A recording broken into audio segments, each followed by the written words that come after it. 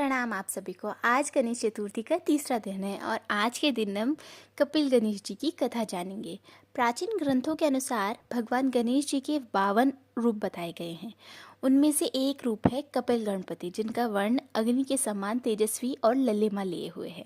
कथा मिलती है कि एक समय ब्रह्म ऋषि कपिल बड़े तपस्वी और ज्ञानवी थे। उन्होंने अग्नि समान तप किया और भगवान शिव व माता पार्वती की आराधना की। उनकी भक्ति और तप से प्रसन्न होकर गणेश जी ने कपिल रूप धारण किया। यह रूप अग्नि की तरह तेजस्वी और ज्ञान का प्रकाश फैलाना है। कपिल गणपति की उपासना करने से साधक को अज्ञानी रूपी अंधकार मिटता है और जीवन में तेज, साहस और आत्मबल मिलता है।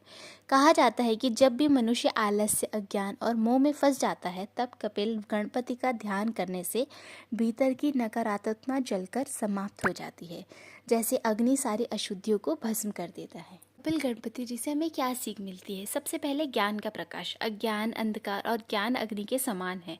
कपिल गणपति हमें सिखाते हैं कि जीवन में सदैव ज्ञान का दीपक जलाए रखना चाहिए। दूसरा, आत्मबल और साहस। जैसे अग्नि में कभी डर या कमजोरी नहीं होती, वैसे ही मनुष्य को साहसी और निडर रहना चाहिए। तीसरा, शुद्ध और तपस्या। अग्नि की तरह अपनी वाणी, विचार और कर्म को शुद्ध रखना चाहिए। चौथा, परिश्रम और लगन। अग्नि हमेशा ऊपर उठती है, वैसे ही इंसान को निरंतर परिश्रम कर ऊंचाइयों की तरह बढ़ना चाहिए। कपिल गणपति का ध्यान विशेषकर विद्यार्थी, साधकों और ज्ञान की खोज करने वाले के लिए बहुत शुभ माना गया है।